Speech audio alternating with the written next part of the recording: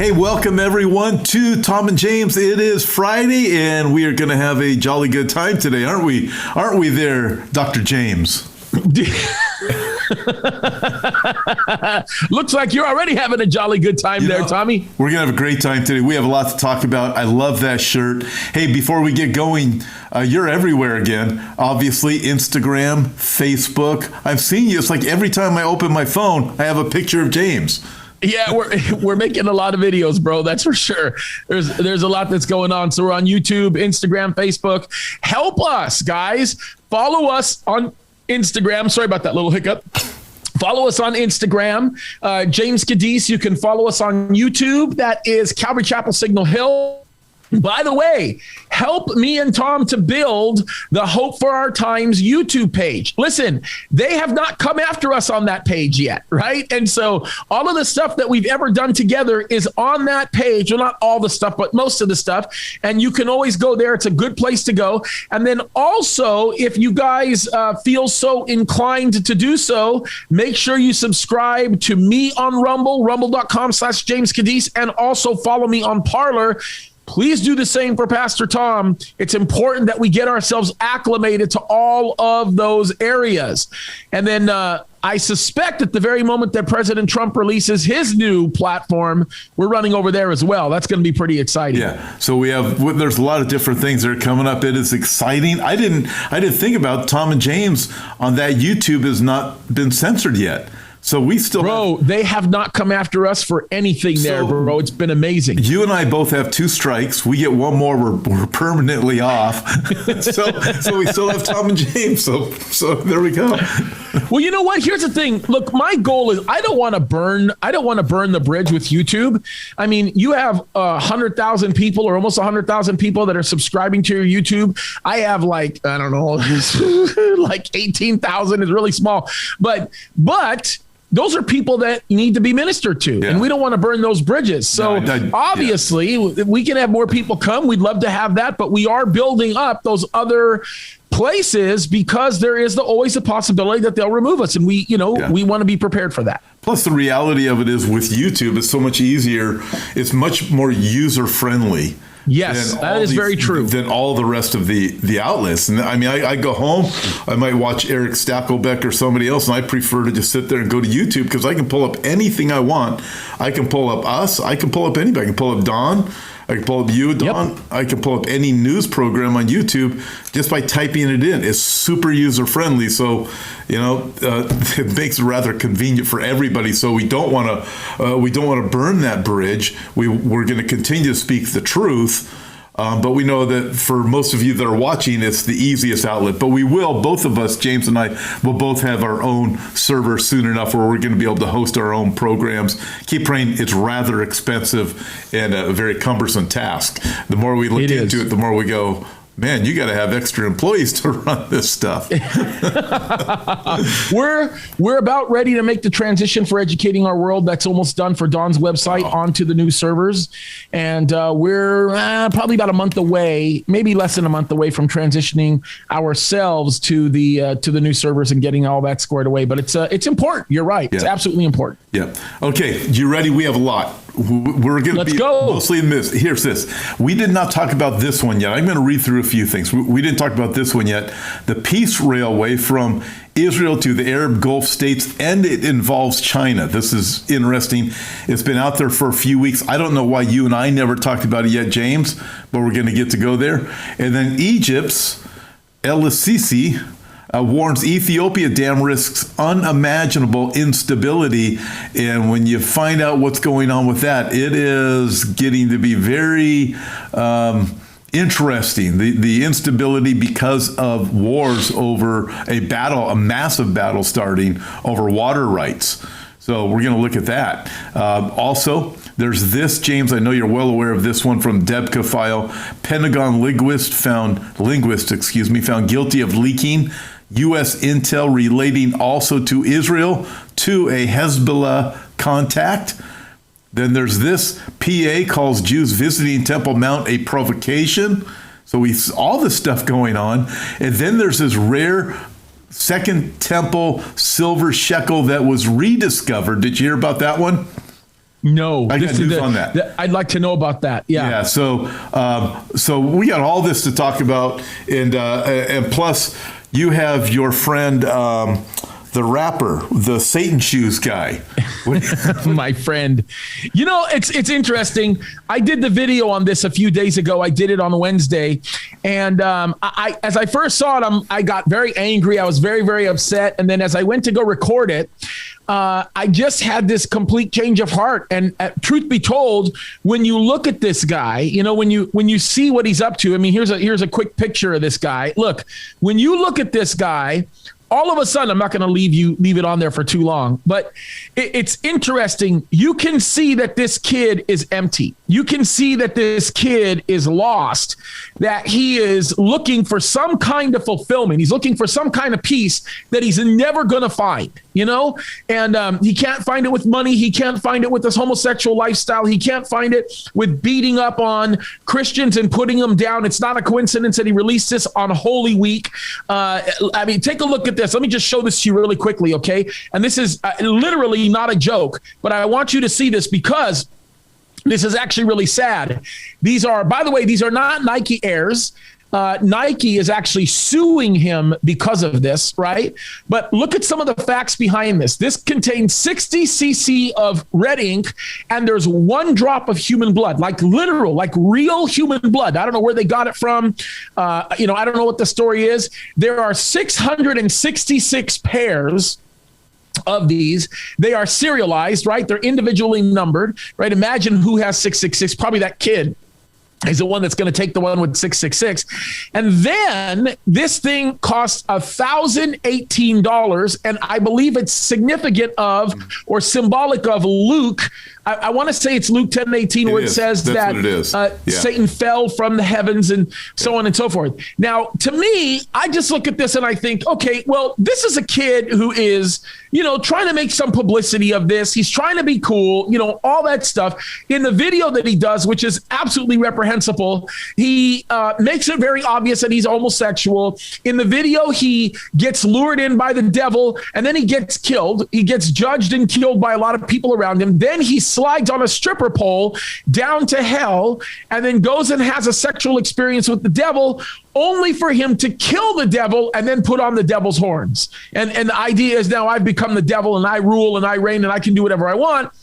But the problem is that he's empty.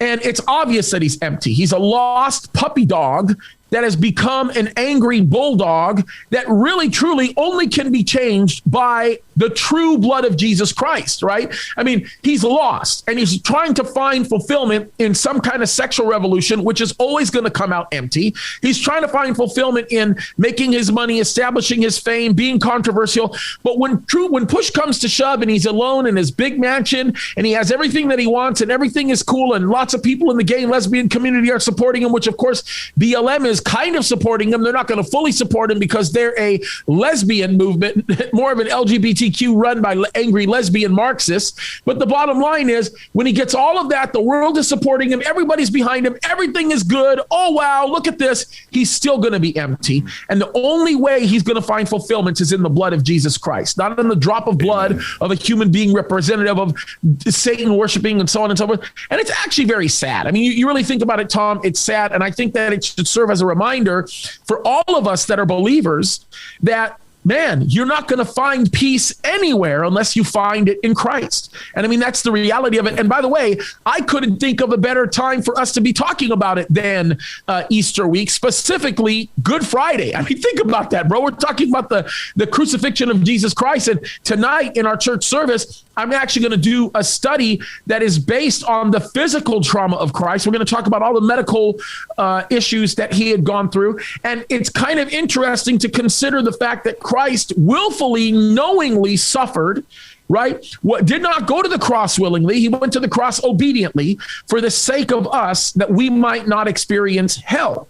And that's something that we celebrate. It's something that we're thankful for. And this kid who is just completely empty, who has no purpose and no fulfillment in life, I mean, come on. It doesn't get any worse than that, bro. It's actually really sad. Yeah. Hey, I want to thank you for saying what you said. I reported on the Saturday and then again on Sunday But I reported from the first reports that were coming out that Nike had, these were Nike shoes. Nike had entered into an agreement for these shoes. And with that verse on the shoe also, the early report said, where Jesus says in Luke 10:18, I saw Satan fall from heaven like lightning.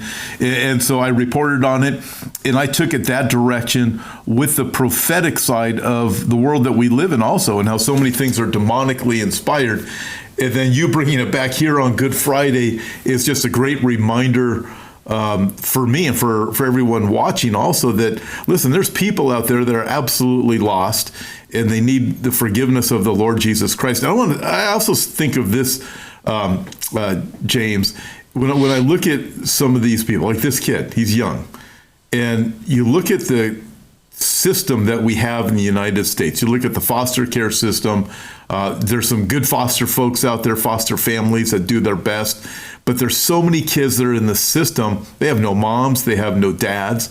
They don't have any kind of hope to look forward to. They don't have any hope each day. They don't know what life's going to be like each day, if they're even going to have a home. And you look at not just that system, but the entire system has failed, because the entire system has turned people from God, because you're not allowed to bring God into the conversation.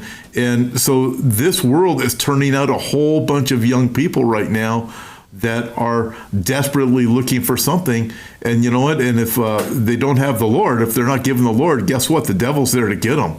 So this is just a great reminder, especially on Good Friday. And you did, and Tom, you did a really good job on reporting on it. I think everybody that did reported correctly, because that's I can't even imagine how a guy finds the guts to actually do what he did, number one, but then more importantly, to just say, hey, this is a Nike thing. Nike was good to do that. Of course, they know better. They know that even that would be enough for them to lose all of their business. But I think there needs to be outrage, especially by bold pastors that love the Lord and are going to be willing to speak the truth. There were so many other things on the radar for me that I didn't do it, and I delayed until Wednesday to talk about it. And by the time I got to it on Wednesday, so many of the issues were deflated that I just decided I'm going to take the approach of this kid's soul. Because what had been happening, and kind of what drove me to do it, was there were a few people that were actually writing about how this kid needed to do what he did in order to find empowerment for the lifestyle that he was living. And nothing could be further from the truth. Nothing could be a bigger lie than that nonsense. Yeah. I really appreciate what you shared, because just the grace and hope of Jesus Christ in a world that has no hope. And here we are, Good Friday, Sunday's coming. I love it. I was E.V. Hill. It's Friday, but Sunday's coming. I got to love that. I love that statement. True. In fact, yeah. So anyways, every year I get to use it. But with that, I think of this. Okay, let's go Friday. So it's Good Friday. Jesus is in Jerusalem. So let's just take a prophecy trip to what's going on now and look at what's coming as we head over to the Middle East. A few of our stories are going to be from Jerusalem. This one certainly involves Israel. This story, this is going to go back a few weeks, because you and I, we just missed it. We never talked about it. I shouldn't say we missed it. It was something we never brought up. Peace Railway from Israel to Arab Gulf states to lay tracks. The announcement by the Ministry of Transportation is a few weeks back again that plans were advancing for a rail link from Israel to the Persian Gulf may be more than just an election ploy, Globes reported. The concept of a rail connection from Israel's Mediterranean port of Haifa to the Arab states was raised 4 years ago by Finance Minister Israel Katz, who was transportation minister at the time, and dubbed it the project the Peace Railway. It's going to cost $1 billion. The Gulf to Gulf project is a major project that will change the face of the regional economy in the Middle East and connect Israel to many countries in the region by rail, and will be a gateway to the Mediterranean for them. This is economic news that will turn the countries of the Middle East into an island of economic power and stability based on reciprocity, or whatever that word is. Reciprocity, yeah. Thank you. I knew somebody would get that right in this room. And right. Peace. And then this goes on to say, this is really interesting. With rail transportation making a comeback in the world, a Middle East mega railway project would fit in with the Chinese government's plan for a Silk Railroad connecting Asia and Europe. And then it goes and talks about how much money China's already invested. And now this is just going to open up trade between China and the entire Middle East in a way that they've never had before. So I find it interesting. It's also called the Peace Railway. So we look at this, but again, this goes right to Israel. It goes to the port at Haifa, and Israel is going to benefit from this substantially. I find it just amazing. And there's a couple things that come to my mind right away when we talk about this, Tom. Number one, when we look at Ezekiel chapter 38 and we talk about what's going to happen with the invasion that's led by Gog into Israel, you have to understand that the state of Israel at this point is very prosperous. There are no fenced walls, right? There are no walls. It is a place that is complete. It's so prosperous that Israel is living harmoniously with everybody. And it is interesting that you're talking about reciprocity. It's funny that, see, I did the same thing. But it is interesting that you're talking about this because these reciprocal normalization agreements have become remarkably significant for the purpose of economics. Now, I've said this before, and I know that me and you kind of see things slightly differently. We have to have a conversation about the 10 nations. You look at it more like regions. I actually see it as in Europe. I see the European Union. But one thing that I think we can share in common with all of this is, which by the way, there's some pretty intelligent arguments for both.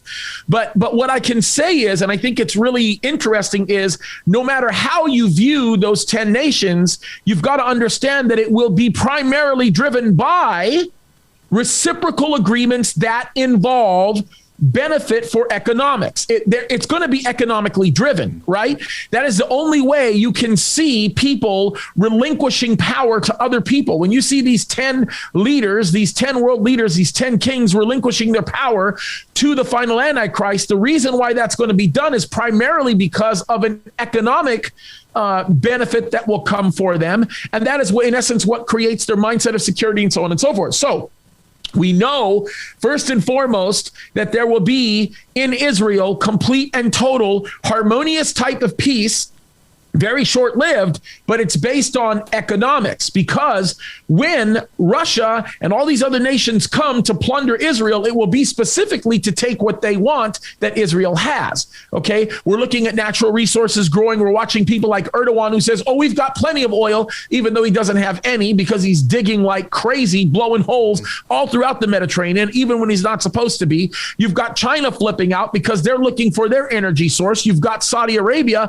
who of course doesn't want to do anything to any of their enemies. You have Joe Biden, who, by the way, hates Israel and doesn't want to see this railway go in. And the reason why we know that is because he almost instantly lifted the terminology that associatively values itself with the Yemenis terrorists as no longer terrorists. And these people, these Yemenis terrorists, these Houthis, are proxies for Iran seeking to attack Saudi Arabia. By seeking to attack Saudi Arabia, they are by proxy attacking the economic interests of Israel. We know that that's the case. And then when you go look at the Biden administration and you look at the things that they did, you've got to keep in mind that the annual United States report on global human rights and practices affirmed that, yes, the Jerusalem was the capital of Israel and so on and so forth. But look at what they did in the Trump administration. When they released this report, the very last report that they released, they downgraded the Palestinian connection to Jerusalem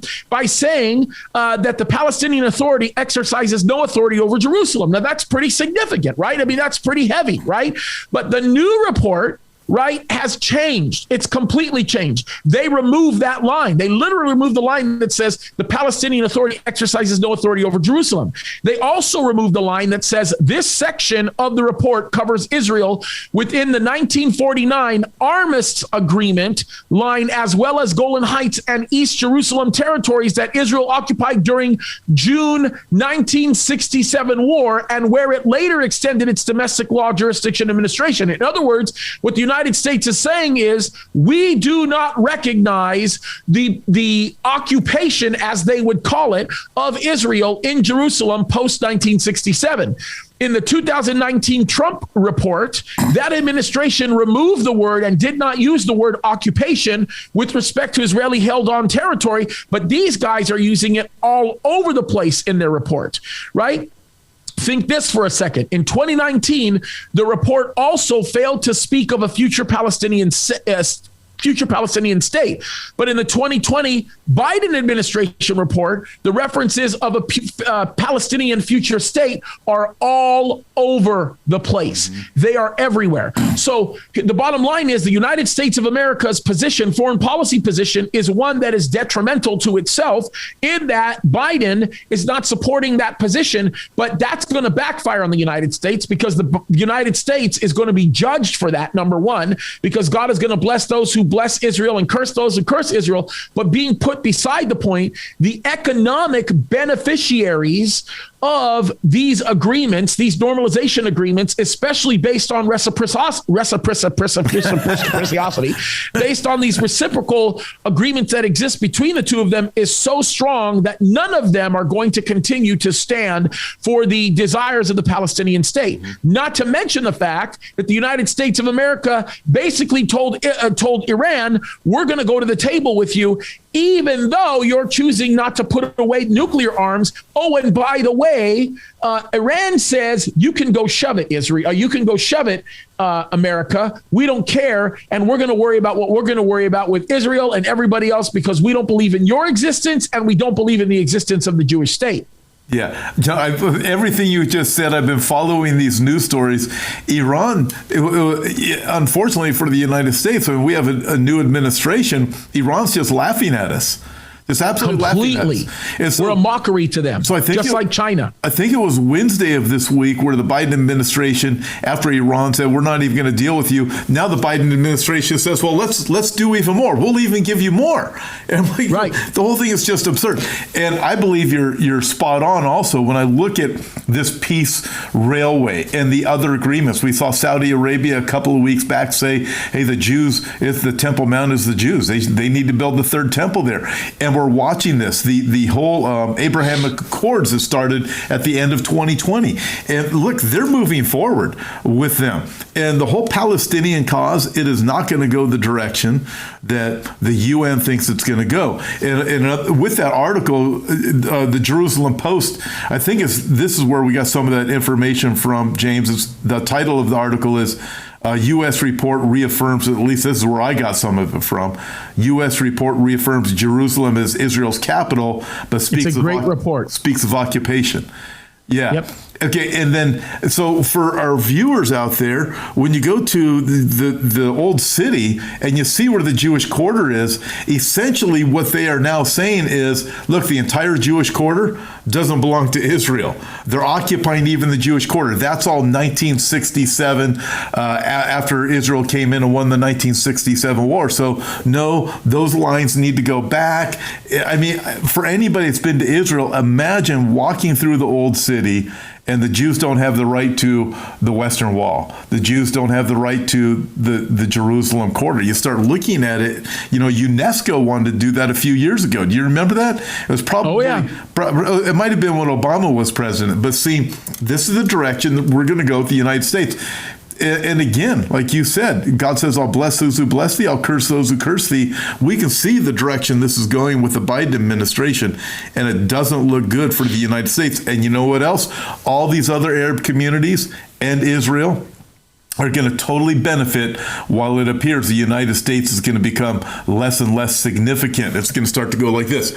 And one thing that I've been telling people for years is you follow the money trail. I don't care what business you're talking about, even in this politics, you follow the money trail and you can tell the direction it's going to go. So all of these agreements ultimately are going to have a financial blessing for whoever enters into these agreements. And I love how you put that. I never heard it put that way before with the 10 kings. That empire, you say Western Europe, I say global. Either way, the 10 kings, they're going to find a benefit to giving their power and authority to the beast, a financial benefit to be able to submit to that.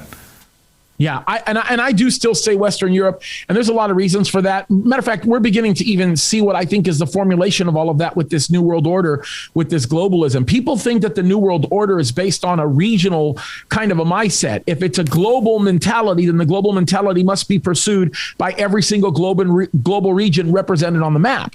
But that's not true.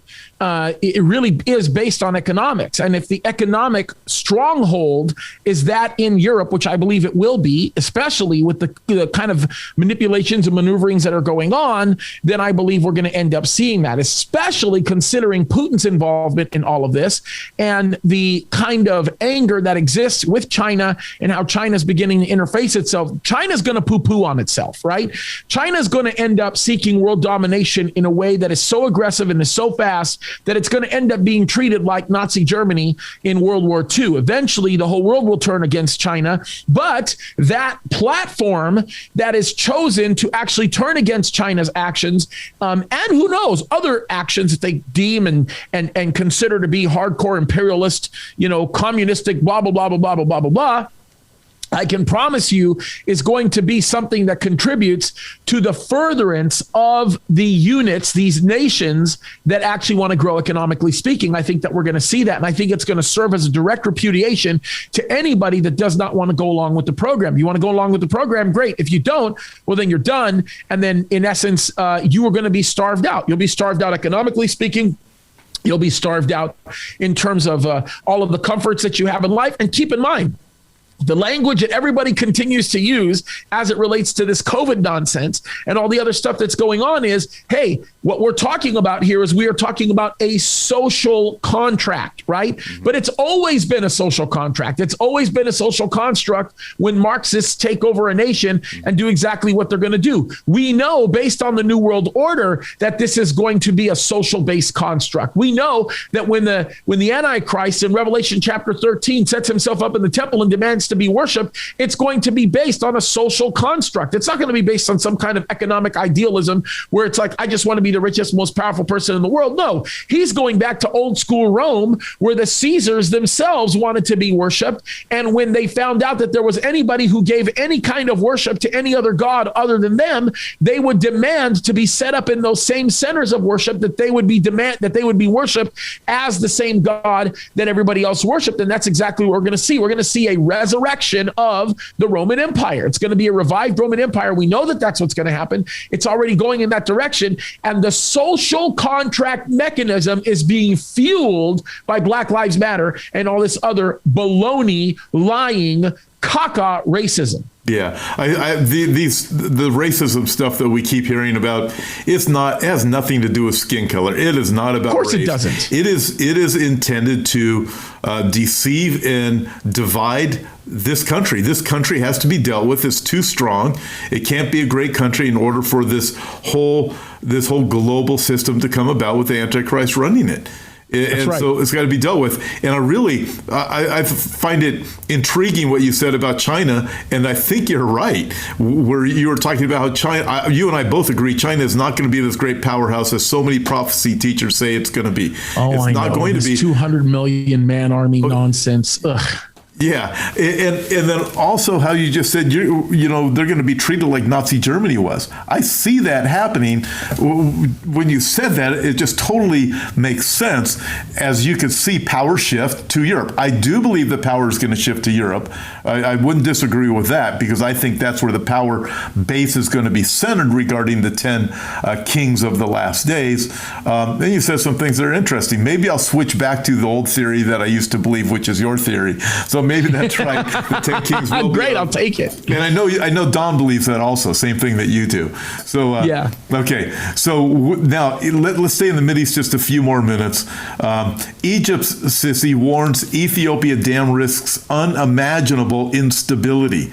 So you're looking at everything you're talking about. Then you focus this on the Nile River.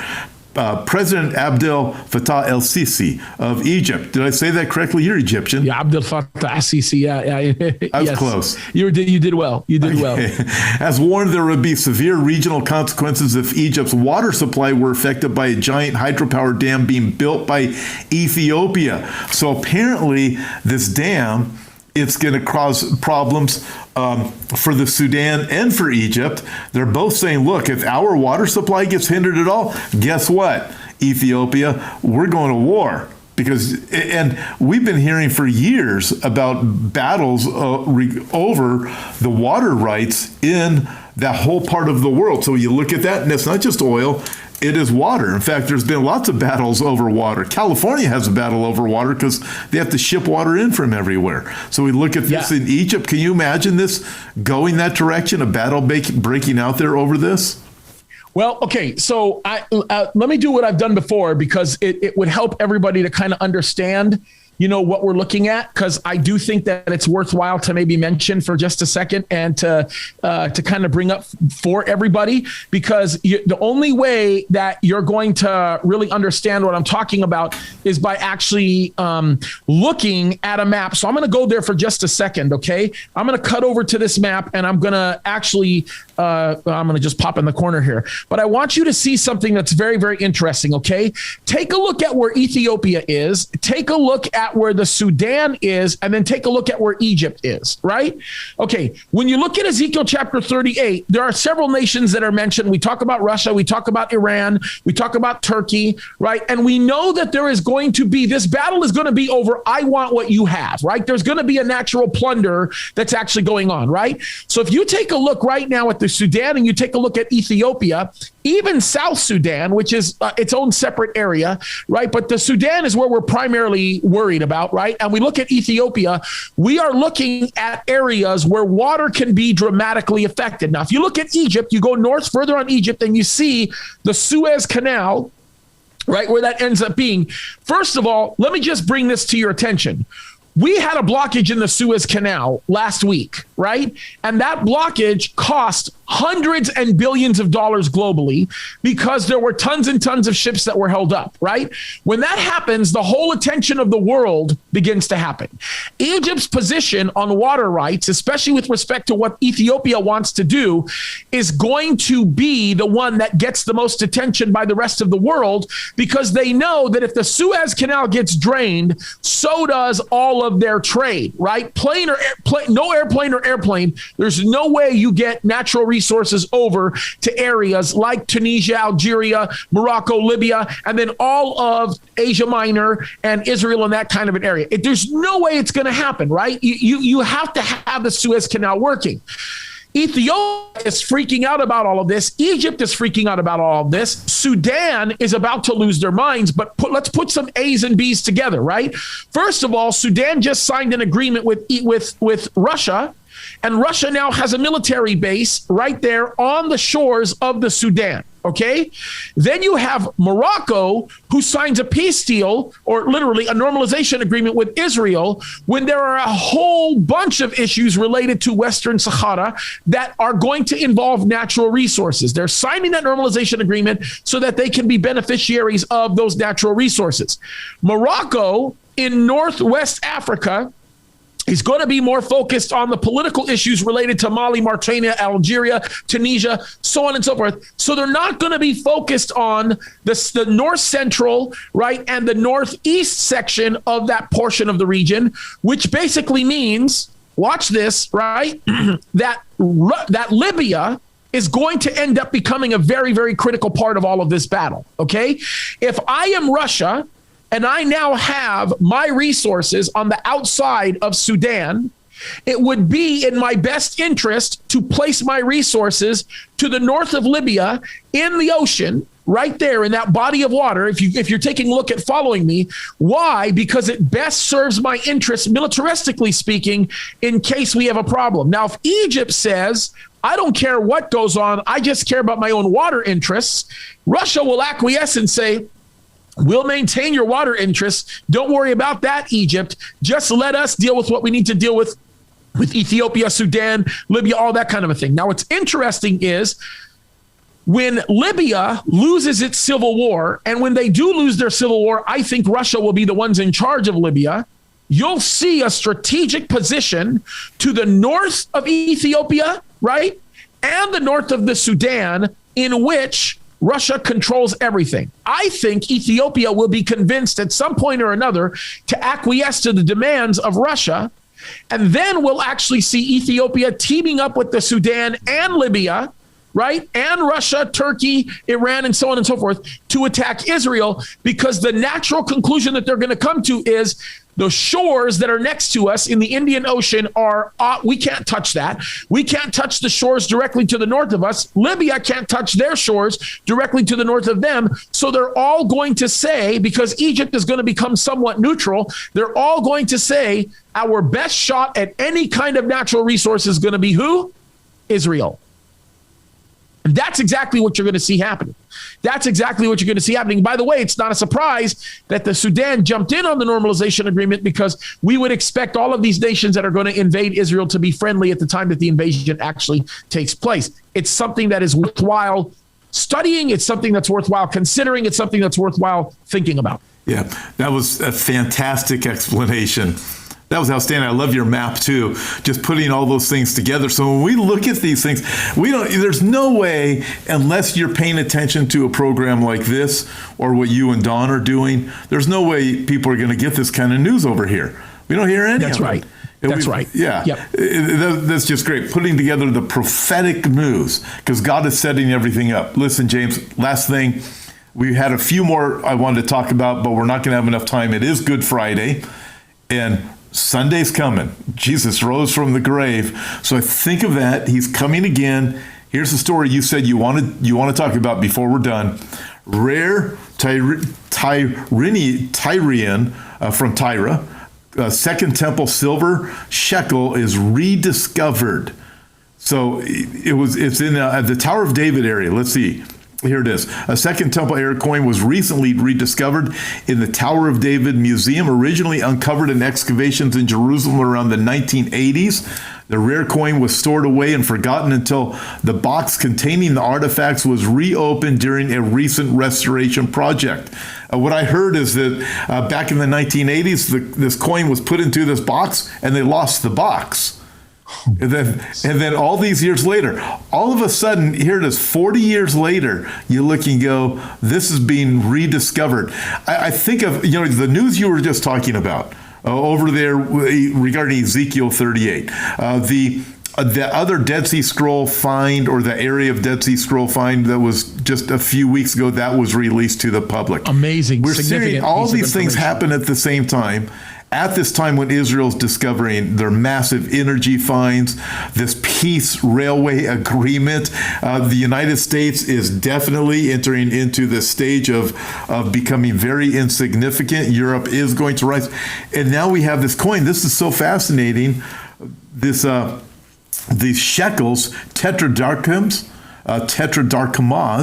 were Phoenician coins from the city of Tyre, now part of Lebanon, which were used in the Roman Empire from 126 BC until 56 CE. So this is the Second Temple period. These coins have been discovered. Tyre is in the area of, I believe, modern-day Lebanon. Is that correct? You have That's Tyre correct. and Sidon. Correct. Yeah, yes. So you look at this. This is the Tower of David, which is right over there by the Jaffa Gate in the Old City. And I'm looking, going, That's gracious. This is really amazing to see these things. I'm blown away by it, bro. I mean, look, we don't look at the events that we see going on right now and say, hey, it's right here. This is it, right? But what we can know is we can know that these things are being constructed. Just like Jesus said, when you see the figs, that are beginning to blossom on the fig tree, you know that the season is near, the summer is near. And as you begin to see these things happen, you'll understand that his return is imminent. And it's something that we need to really be aware of. I think it's really, really important that we understand that. It's a critical thing. And, Jesus, look, think about this. We talked about this on our live show on Tuesday, right? But Jesus condemned these spiritual leaders. He condemned these people who were supposed to be in charge of the spiritual condition of the people that were over there for not studying Bible prophecy and not using their study of Bible prophecy to determine and understand the times, right? Mm-hmm. God forbid that we would ignore these stories. Yeah. And God forbid that we would not be continuing to study what the word says concerning these issues, because there's so many exciting things that are happening right now. Yeah, I think this is really fascinating. I also find this interesting. Here it is, Good Friday. This is over in the area of the Tower of David. When I think of Okay, I'm going to throw this out there. This might be a topic we can talk about next week. I kind of wish we thought about it beforehand. I would have forewarned you. So I look at, I love going to Jerusalem. You love going to Jerusalem. But you look at where Jesus was crucified and then where he was buried, the tomb. Yep. There's a couple of different areas. You have the Garden Tomb area, which is typically where Protestants go. I've been there many times. I'm sure you have. And we'll do communion there and talk about it. But you also have the area of the Church of the Holy Sepulchre, where the buildings were placed upon what other traditions say is where the burial and the crucifixion took place of Jesus. I've seen some pretty fascinating things. And then where was the literal Antonia fortress? Where was it really? I know you go over to the one by the Temple Mount area, just to the north side. Where do you think it was? So look, when we talk about all of these things, like for example, the Antonia Fortress, I think that if you were to take what I believe was the actual location of all of these things, it all falls in the city of David. No, I'm just kidding. No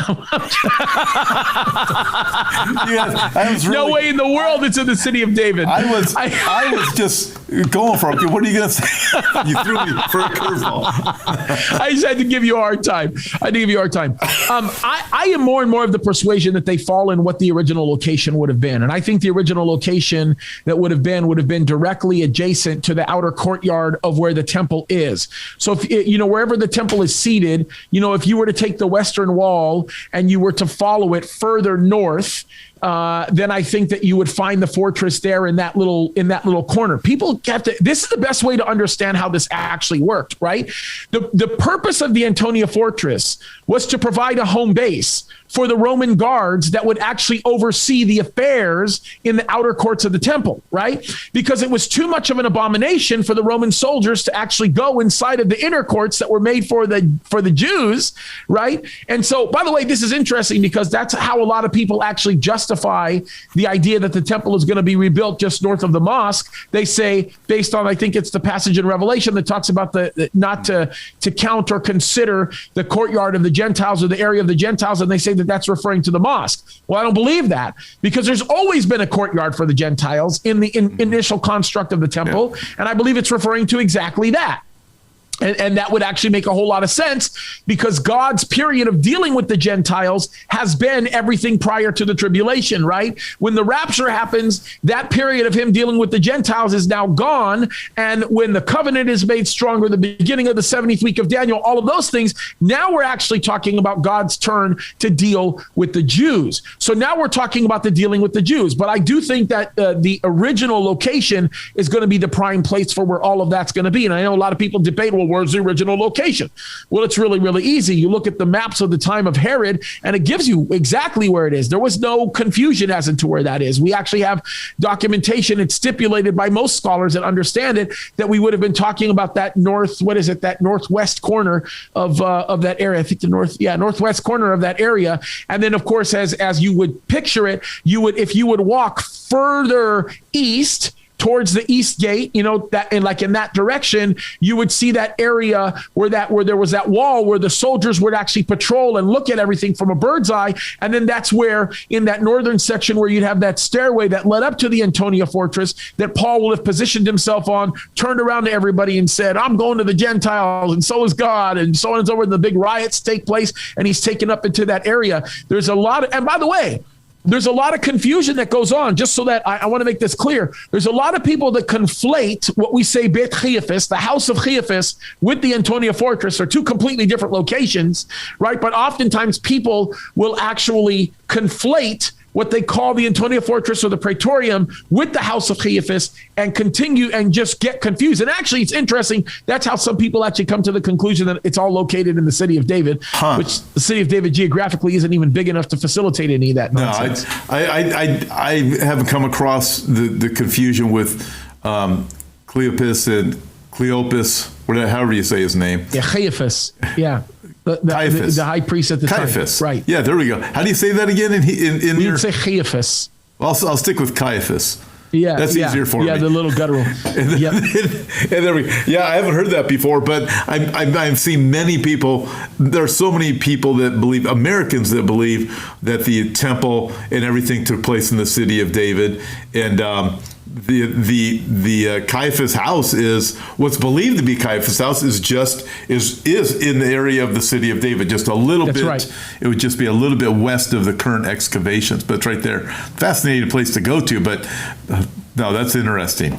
Some people will actually begin to contend now, and there's a famous, I thought I heard one of the famous prophecy guys, it's actually contending that the Praetorium was actually a proxy location that would have been found where Beit Caiaphas was. So they basically say that that's where Jesus was whipped. That's where all of that actually happened. And as a matter of fact, it's very interesting because they even discount the Via Dolorosa discussion. They discount, they make more of a case out of East Jerusalem, which is weird. It's just really weird. But listen, when you get one thing wrong, you get all of those things. Well, yeah, you start off it's like shooting to the moon. If you're off a little bit, you're going to be way off. Oh, absolutely. Yeah, absolutely. For anybody who has been to Jerusalem, if you're over the area where Caiaphas' house was, you are nowhere near. If Jesus is going to walk carrying the cross over to the place of the crucifixion, that's a rough walk as it is right now without carrying anything. That's right. A long walk. It's hilly. You're up, you're down.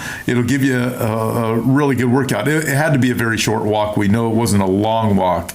I think we're talking about the location above the bus stop where Jesus was crucified. Yeah. It makes more sense.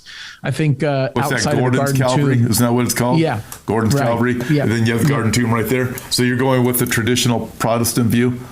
I'm probably, the traditional Protestant view is that church, what is that church view? No, that's the traditional Catholic view.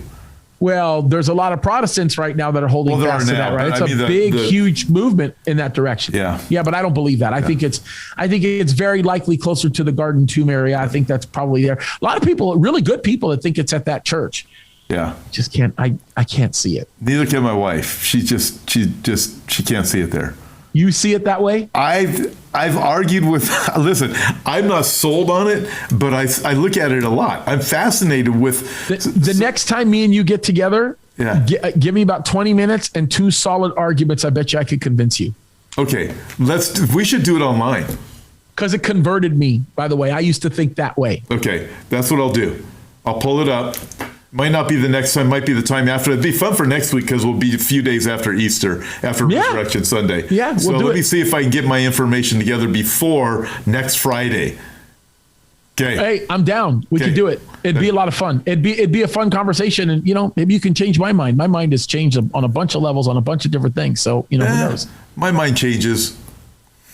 You're a smart guy. Hey, thank you, James. Have a great Resurrection Sunday with your church too. All right, bro. I think this is going to be a long one. This may be the longest one we've ever done. I'd be willing to bet you that we're darn near close to an hour. Are we? How long have we gone, Gabe? 47. That is long. Praise the Lord. The people got their money's worth. It was absolutely free. It was free for them. Hey, thank you, everybody, for watching. Have a great Resurrection Sunday. We're trusting that you're having a good Friday because you're remembering that Jesus died for your sins. And so by trusting him, you will not suffer the consequences for your sins, but you will be forgiven. And because he rose, you too will rise. Praise the Lord. Thank you. Be sure to watch us on YouTube, go to our websites, and Instagram, Facebook, Rumble. James is on Parler. I'm still trying to get back there. I forgot my password. That's why I'm not on Rumble. I lost Reset the thing, man. After they went down, I can't find my password, so I got to start from the beginning. Okay. Thank you, James. I love you, bro. Love you too. We got a great live show, by the way, Tuesday coming. It's going to be great. We need to start promoting that a lot more on this channel. Live on Tuesdays, sometimes Wednesdays. Tuesdays, live, great, 10 a.m. on Facebook. It's fantastic. Yep. You're going to love it. Bye. All right.